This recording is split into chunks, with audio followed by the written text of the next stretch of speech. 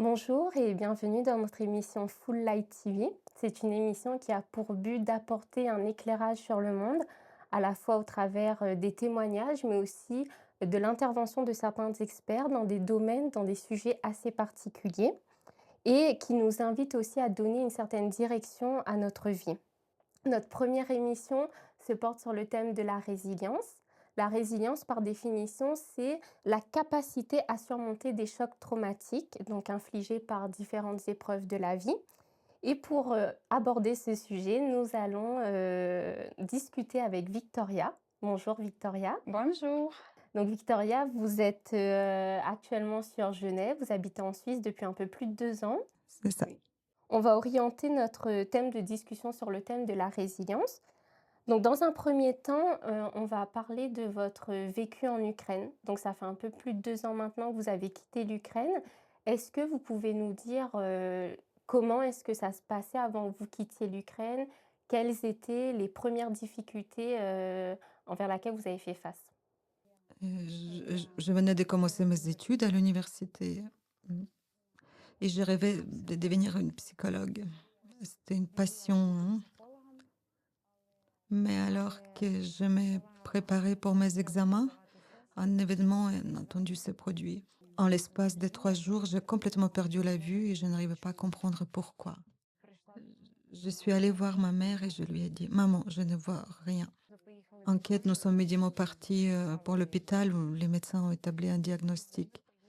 Et après cela, nous avons pris la route pour Kiev pour une opération. L'intervention apportait une légère amélioration à ma vision, mais c'était déjà trop tard. Je ne pouvais plus lire et j'ai dû abandonner mes études, dont je souffrais d'un terrible strabisme. Ainsi qu'a commencé ma deuxième vie un peu, une autre vie un peu dans le noir. Il y a eu aussi, une autre situation, une autre épreuve. Le 6 décembre, 2021 a été c'était un autre, le premier événement effrayant de ma vie. C'est à ce moment-là que ma mère a décédé. Parce que ma mère, elle avait une place spéciale dans ma vie. Elle était tout pour moi. Mon soutien et c'était ma joie. Et elle était celle qui croyait en moi comme personne d'autre. Et quand la guerre a éclaté, c'était comme un deuxième coup dur après son décès. Parce que j'avais déjà sombré dans une dépression et la guerre est tout venue tout simplement voilà, détruire ce qui restait de mon monde. Et je me retrouvais perdue, incapable d'imaginer comment ma vie allait se dérouler.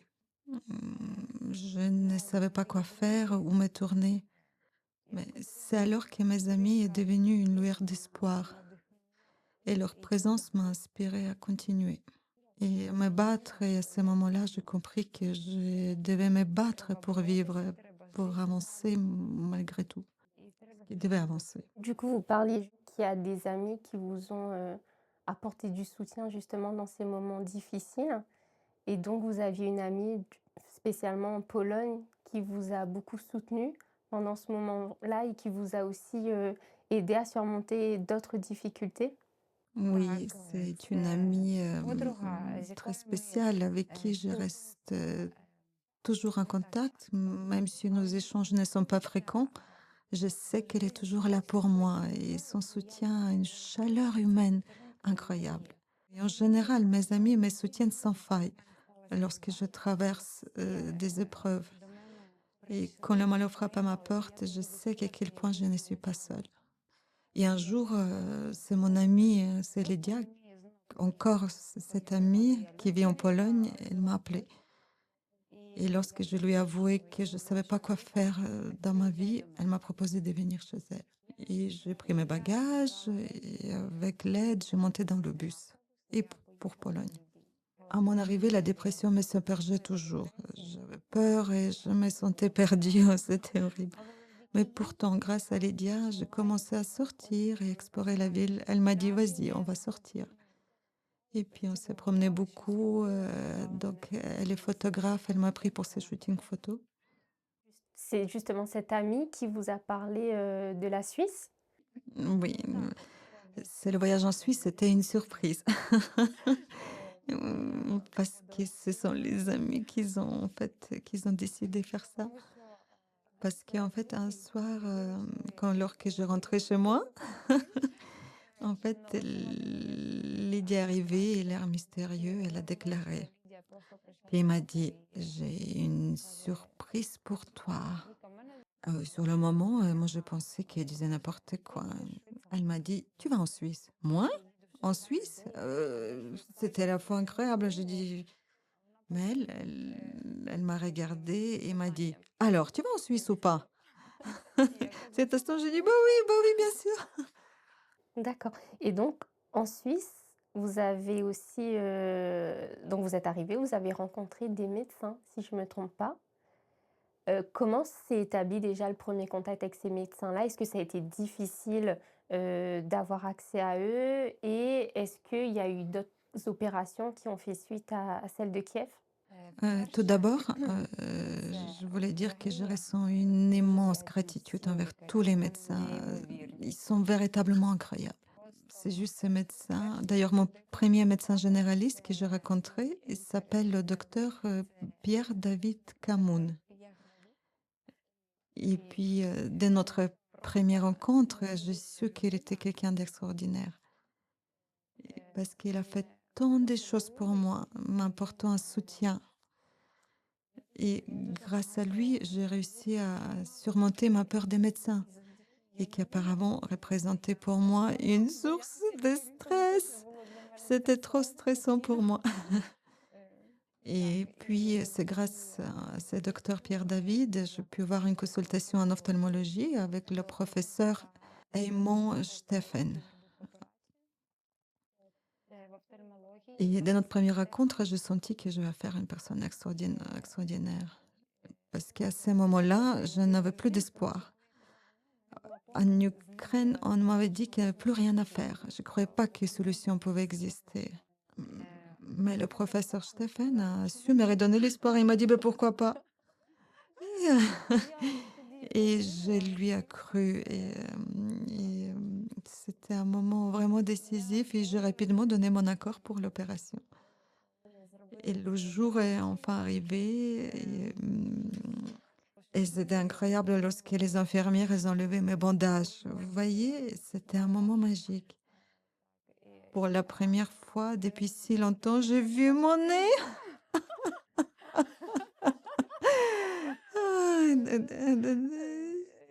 Ah, voilà, c'est mon nez. Incroyable. Ouais, j'imagine, parce que ça faisait combien de temps que vous avez perdu la vue? Combien d'années? Ça fait un jour aujourd'hui, ça fait 25 ans.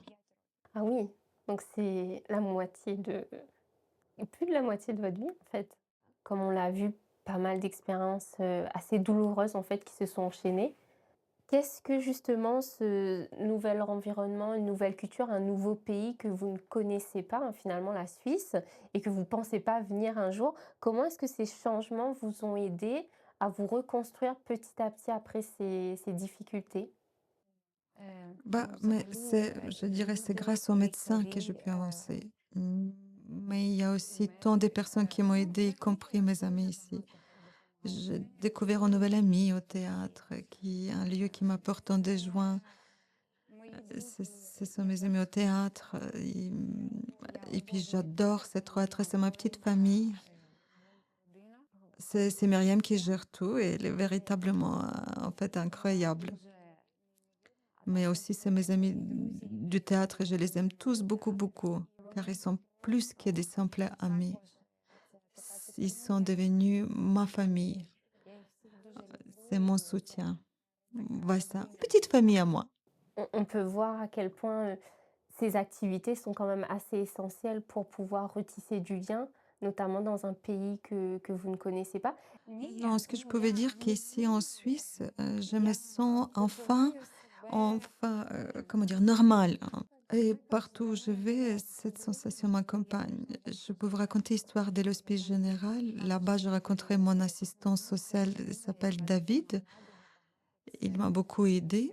Et lorsque je lui ai confié que j'étais malvoyante, il m'a juste dit, et il m'a dit, mais vous êtes comme les autres pour nous. Et ces mots étaient une véritable révélation pour moi. C'était énorme, un énorme boost de soutien. Et j'ai alors réalisé que oui, on m'accepte ici comme je suis, qu'on me perçoit comme une personne tout à fait normale.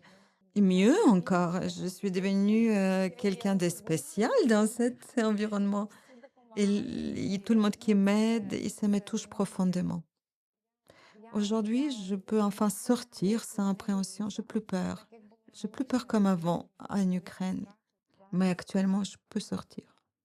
Et du coup, avec toutes ces différentes, épreuves qui se sont accumulées, est-ce que vous avez un regard différent de, comment appréhender les situations de demain, les épreuves, de demain? Est-ce que, vous appréhendez moins? Est-ce que vous savez que vous pouvez toujours trouver du soutien, chez certaines personnes? J'espère sincèrement que ces malheurs sont derrière moi.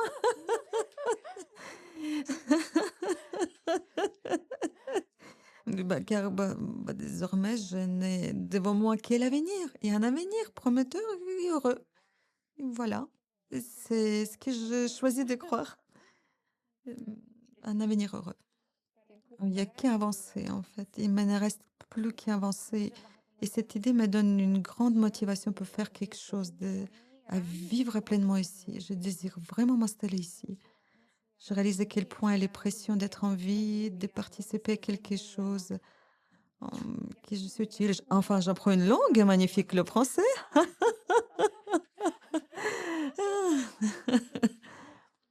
Est-ce que le fait justement de parler de votre expérience, de tout ce qui s'est passé, est-ce que ça vous diriez que ça vous aide à aller de l'avant? Oui, en fait, ces épreuves ont sans aucun doute été une période où je me suis sentie complètement au plus bas, coincée au fond du gouffre. Mais grâce à mes amis, à leur soutien, j'ai pu remonter à la surface. Comme vous l'avez relevé plusieurs fois, l'entourage finalement, c'est ce qui joue un rôle important quand on a besoin de guérir, quand on a besoin d'aller de l'avant. Bah oui, c'est aussi grâce au médecin que j'ai pu avancer. Et mon nouveau médecin de famille, le docteur Pavan Prasad, j'ai vraiment joué un rôle crucial. Je lui suis très reconnaissante car il m'a orientée vers Laurence, une psychomotricienne exceptionnelle.